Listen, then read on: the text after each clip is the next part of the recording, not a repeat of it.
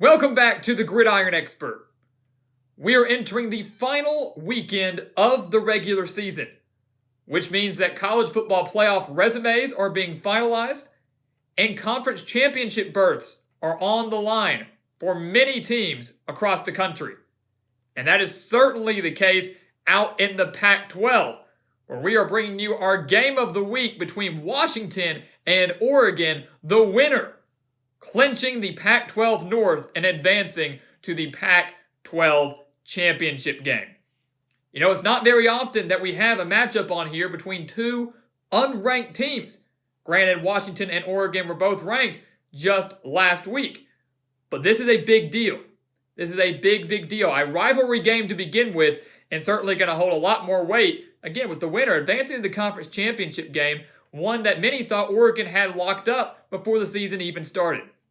So we are here to break down everything you need to know for this game, a little bit of history between the two rivals, the offense, the defense, major keys to the game that you do not want to miss. Then at the end, who we have winning this game and getting into that conference championship to face off against either USC or Colorado, another surprising team within the conference. So let's go ahead and take a look here. Let's look at the scenarios first. You know, we probably wouldn't even be talking about this game right now if Washington had just defeated Stanford last weekend. The Huskies got a big break when Oregon lost to California. The Ducks went down to California, their second loss in a row. Washington beat Stanford, and boom, the Huskies are in the Pac-12 championship. No need to discuss this game. But the Huskies lost by 5, meaning this game is a winner take all. And both teams have been surprising for different reasons. Washington, I don't think many expected them to be in Pac-12 title contention this year. Brand new head coach in Jimmy Lake, a lot of big losses on offense. So I think everybody thought it was Oregon's division to lose. And yet here we are. The Ducks have yet to clinch the championship spot. This, again, is a rivalry game. Whether it's determining who wins the North or not, Washington and Oregon are pretty bitter rivals within the Pac-12. But Oregon has dominated this rivalry series for about the past 2 decades. The Ducks have won 14 of the last 16 meetings against Washington, against the Huskies. That dates all the way back to 2004. And during that span of wins for the Ducks, only 3 of them have been decided by 1 possession. So they've dominated. They're winning the games, and they're winning in dominating fashion. But it should be noted that, 3 of those have been decided by 1 possession. 2 of those 3 have come in the last 2 years. Thriller last year and the overtime thriller the year before that, back in 2018. So we might be in store for another thriller, at least we hope we are, on Saturday afternoon. And then finally, going into this game, Oregon is a 4.5-point favorite at home against the Huskies. So less than a touchdown. Be careful betting on this one if you so choose to do so. But Oregon, less than a touchdown favorite, 4.5 points. That spread brought to you by BetNow.eu. Again, if you've been here for a while, you know we love to promote them. We know we love to use them, and you can use them with our promo code GRIDIRON. Down in that description below, you get a $1,000 cash sign-up bonus, a full 100% sign-up bonus. By far the best online betting site, online sportsbook out there. I highly recommend you go check them out. So let's go ahead and take a look at the offense here. We're going to start with Washington. Again, we always start with that road team. And again, the Huskies have been surprising this year. Surprising that they were undefeated prior to last weekend. Surprising to me that they actually have an offense. You know, you consider they lost their star quarterback in Jacob Eason. They lose their star running back in Salvin Ahmed. And you look at this team, and along with the many wide receivers they lost as well, you think they're going to struggle. Washington's going to have to rely solely on their defense to even be competitive this year. And that just hasn't been the case. Jimmy Lake's done a phenomenal job with this team all around. The Huskies are averaging 30.3 points per game and 402.8 yards per game. So they're putting up some great stats, some really dang good stats right now. And it all starts with their quarterback in Dylan Morris, the freshman who to me has exceeded expectation. I mean, so really, when you look at Washington as a whole, they've exceeded expectations on both sides of the ball and also on their coaching staff as well. But Dylan Morris, he's completing 60.9% of his passes, 897 yards, 4 touchdowns, and 3 interceptions. But it should be mentioned that all 3 of those interceptions came in the game against Utah, where Washington came back down 21 points to win 24-21. So outside of that, Morris has really played what I would say is flawless football.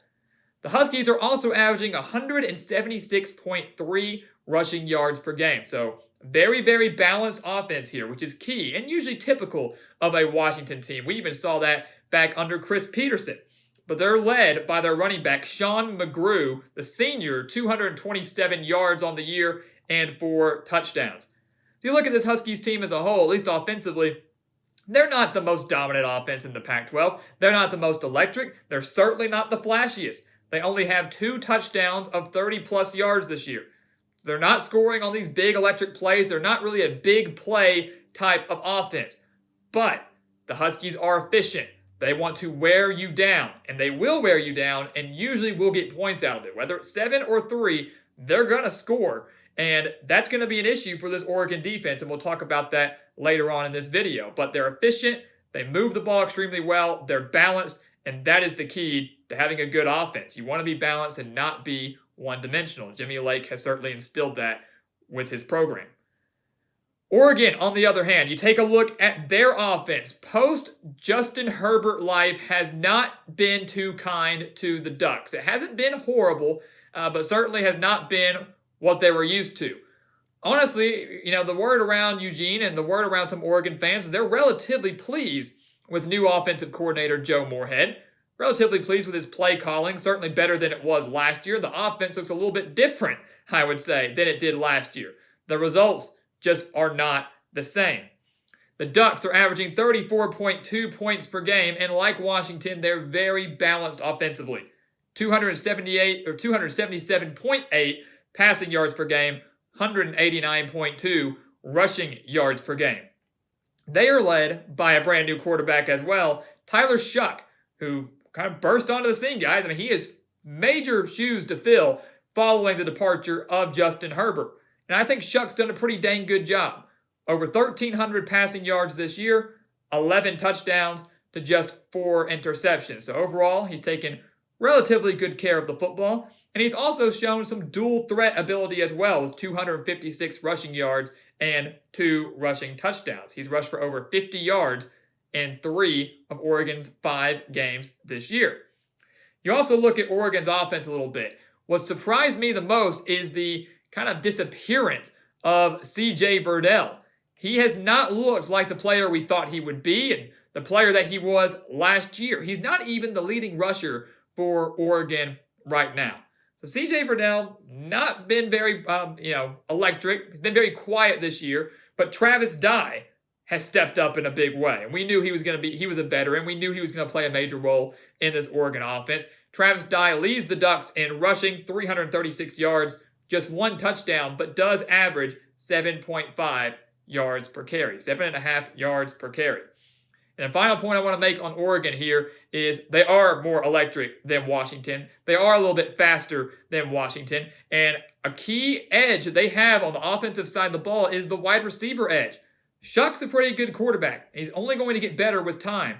He's only going to get better with the receivers that he has. Certainly an edge that Oregon has over Washington when it comes to that wide receiver core. You've got Devon Williams, Jalen Redd, Johnny Johnson III. There are 4 players on this Oregon offense that have at least 200 reception yards. And that's a big deal. Washington can't say that. So Shuck has plenty of options. He can always check it down to Verdell, can always check it down to Dye, and we know they're going to pick up about 5-6 yards every time they touch the ball. So this Oregon offense, certainly to me, owns the edge over Washington. A little bit deeper, a little bit more talented. And maybe that could play a major role in what we expect to be a close game on Saturday afternoon. Let's go over to their defense. Washington, it's always a strength. Always a strength for the Huskies. It was under Chris Peterson, and I wouldn't have expected anything less under Jimmy Lake, who again was promoted from that defensive coordinator position or co-defensive coordinator position to head coach. So to me, and I don't want to draw too great comparisons here, but it's like Manny Diaz over at Miami. Was a great defensive coordinator with Miami Hurricanes, leaves, becomes the head coach. We knew the defense was going to stay strong. It was a question of the offense. Jimmy Lake has done the exact same thing in 1 year. The Huskies allowing just 25 points per game, just 346.3 yards per game. They are really pretty stingy across the board. They're allowing under 200 passing yards per game. They're allowing under 200 rushing yards per game. But that's the number that I'm most concerned about, believe it or not, is the fact that the Huskies are allowing 161.3 rushing yards per game. So defense has been solid, but when you look at that rushing number, Oregon averaging nearly 190 rushing yards per game, I question, will the Huskies be able to slow that down? Will they be able to slow down Travis Dye and CJ Verdell when he's in, of course? So that's the major question I have right now. And I think that's the big number you need to look at that very well could be a difference maker in this one. The one thing I do want to touch on here, though, for Washington, the one key player and a few key stats that you've got to watch out for is the amount of sacks and turnovers the Huskies have created this year, led by this complete freak of nature, and excuse me if I mess up the name, Zion Tupuola Fatui, ZTF, as my man Keto would say. But he has 7 of the 10 Washington sacks this year. He's a linebacker, just a sophomore. Future is very bright for this guy, not just in college, but at the next level. 7 of the 10 Washington sacks this year. He has forced 3 fumbles this year. Washington has forced 8 total turnovers. This guy, again, a freak of nature. And if I'm Oregon, I'm doing everything I can to make him a non-factor. Certainly don't want him pressuring Tyler Shuck. Certainly don't want him anywhere near my ball carriers. Zion is unreal. He truly is unreal. And that's going to be a major role in this one. If he continues at this pace, continues to pressure the quarterback the way he has all year long, continues to force turnovers the way he has all year long, could be a long day for this Oregon offense. I know he's just one guy, but he obviously is the leader and the strength of this Washington defense, and you need to try to do everything you can to take him out and make him a non-factor. Oregon, their defense, we thought they would be a little bit better this year. Many thought they would be one of, if not the top defense in the Pac-12. And right now, I would say that's not the case. The Ducks are allowing 28 points per game, 419.8 total yards per game. And honestly, the rushing defense for Oregon is a little bit worse than Washington's. The Ducks allowing 184.2 rushing yards per game. So that's a bit of a concern. Can't be good there. I mean, honestly. You look at Oregon here, they've allowed at least 400 yards in 4 of the 5 games they've played. At least 400 yards in 4 of the 5 games they played. The only exception to that was last week against California. They held the Golden Bears to under 300 yards, outgained them by over 100 yards, and they still lost to the Golden Bears. One of the issues for Oregon here on their defense is the lack of pressure and the lack of creating turnovers. That's kind of a big deal when you're playing defense. This Oregon front 7 has not been what we thought they would be. The secondary hasn't been exactly what we thought they would be. The Ducks have only put up 8 sacks this year and have only forced 4 turnovers. And we're going to talk a little bit more on that here in 1 second. They're not getting quick stops, not forcing many 3-and-outs. The defense is getting worn down, and they're certainly not creating many negative plays. All of that essential to having a successful defense and making sure your defense doesn't get worn down if your offense is a little unproductive. So that's the key here, guys. That's the key, is Oregon's got to find a way to draw up a little bit of pressure, get their defense off the field, and hope they stay off the field for a while. Let's look at the keys to the game real quick. I want to touch on 2 each for Oregon and Washington. Let's start with the Huskies. The first one for Washington is get off to a better start. You've got to start fast. You are playing in the division championship game. Division championship game on the road against a rival. If you start slow, you will lose. And that might sound ridiculous, but look at what Washington's done in their last 2 games. Against Utah a few weeks ago, they trailed 21-0 against the Utes. 21-0 before battling back to win 24-21. Last week against Stanford, the Huskies trailed 31-10. They were down 21 points in the 3rd quarter. Washington woke up, battled back, made it 31-26 with about 8 minutes left in the 4th quarter. It looked like they had some more late game magic. Instead, Stanford ran out the remainder of the clock and Washington lost 31-26. If you start slow like that and Washington digs themselves in a hole, whether it's 14, 17, 21, somewhere around there, the game's over. Because Oregon's not going to give up that lead. Especially not at home. Especially not at home. So Washington, you've got to be able to be pumped for this game. I would hope they would be. You've got to be awake. You've got to have a better start than you've had the last 2 games. Because again, if you don't, it'll be over relatively early. Another key for the Huskies here. Go out there, exploit Oregon's rushing defense. It's been a little rough this year. You get Sean McGrew involved. You go out there and find some rushing success. You very well could win this game. You control the line of scrimmage. You're going to win this game. Look at what Oregon's done so far this year. They allowed 269 yards to Oregon State. Rushing yards, I should say. 269 rushing yards to Oregon State. 267 rushing yards to UCLA. So it's vulnerable. And if you've got the rushing attack to do it, if you've got the talent to do it, Oregon's going to struggle to stop you. Again, we've said that front seven, not nearly as good and as effective as we thought it would be. So if you can play like Oregon State did, if you can play like UCLA did, even though the Bruins lost to the Ducks by just 3 points, you have a very good chance to win this game because Oregon has struggled mightily against the run this year. Look over at the Ducks. The biggest key for them, there's 2, but this one is way up here. The other one's about right here. Take care of the football. If you don't win the turnover battle, it's very difficult to win a game. Very, very difficult. Oregon has lost the turnover battle in 4 of the 5 games they've played this year. They've committed at least 1 turnover in every single game this year. Oregon has committed 11 turnovers. As we mentioned earlier, their defense only has 4 takeaways. So they're -7 in the turnover margin. That's a reason they've lost the last 2 games. The reason they lost to Oregon State, the reason they lost to California. And that fumble late against California ruined the drive, potential game-winning drive for the Ducks, and they lost by 4. You've got to do a better job of taking care of the football. If Oregon commits, I would say, 2 turnovers, and Washington takes those turnovers and converts them into points, the Huskies will win. Plain and simple. They will win. Tyler Shuck's done a decent job of it. Again, 4 interceptions, but ball security, guys, it's key. It's key. It's key in every game, but more so than ever right now in this game in Eugene. And finally, for Oregon, you need to stop the Washington run game. So that kind of coincides with that Washington key we mentioned earlier with exploiting the run defense of Oregon. Oregon needs to find a way to stop Washington's run game because here's the thing. Dylan Morris is a solid quarterback for the Huskies. It's not bad. It's not great. He'll get there. He's only a freshman, but he's nothing that special, if you ask me. Again, it's exceeded expectations. He can be special, but not right now. And I don't have faith that Dylan Morris can win this game solely through the air. Because this Oregon secondary, it hasn't been as great as we thought it would be. Again, just like the whole defense. But they still got some talent there.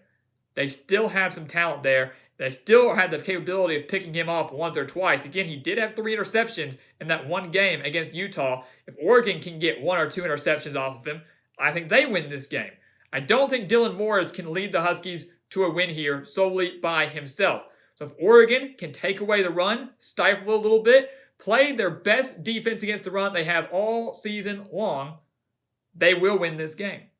They will win this game. So pretty much stop the run, force Washington to win the game through the air, something that right now with a freshman quarterback and still a relatively inexperienced core of wide receivers, certainly a core that is inferior to Oregon's core of wide receivers, I think Oregon pulls it out if they can do that. So what is our final analysis for this game, guys? I know it's a lot to process, a lot of numbers, a lot of stats, a lot of history to process here for one of the bigger games of the year out in the Pac-12. Again, not very often we have 2 unranked teams as our game of the week, but this is an exception. This is a big one, and I love it. I love that a rivalry game like this that has been so close the past 2 years will come down to one game, this game alone, and it will decide who goes to the Pac-12 championship. It's awesome. That's what college football is all about, and certainly wouldn't expect anything less in 2020. In this game, I want you to expect another close one. Again, it was close last year, went to overtime the year before that, Oregon winning both of those games. It will be close, again, up in Eugene. But Oregon at home is a different animal. they're a different breed. And I think the Ducks wake up for this one. Joe Moorhead corrects some things on offense. Mario Cristobal understands what's at stake here. Washington and Jimmy Lake do too. They understand what's at stake. Conference title berth. But, again, Oregon plays extremely, extremely well at home. Even without fans, it's a difficult place to play. And I think, again, right now, Oregon has more experience. They have more depth. They have more speed. And I think Oregon has just enough to come into this game and win it late. It's going to be close, back and forth battle. But as long as the Ducks take care of the football, something I know Mario Cristobal and his offense are stressing this week during practice, this week during prep, if we've got to take better care of the ball, if they do that, they win this game. And I think that's exactly what happens. Oregon wins by 1 possession at home. They get a late score, and they end up winning this game, advancing to the Pac-12 championship. Something that we all expected. This just isn't the way that we expected it. But a great one coming your way Saturday afternoon. You certainly do not want to miss it. Clarity out in the Pac-12, and a game that, again, you do not want to miss. So guys, thank you so much for watching us here at The Gridiron Expert on YouTube. Make sure to continue to like, comment, subscribe, and share our videos. And also make sure to check out everything down in that description below. Again, the BetNow offers, the Patreon offers. Sign up for our expert picks for spread picks on games like this over on our website, thegridironexpert.com, as well as signing up for our newsletter on our website, thegridironexpert.com. Everything down in that description is for you, the diehard college football fan, and I promise you do not want to miss it. So go check it out. And once again, guys, as always, thank you so much for watching, and we'll see you next time right here on The Gridiron Expert.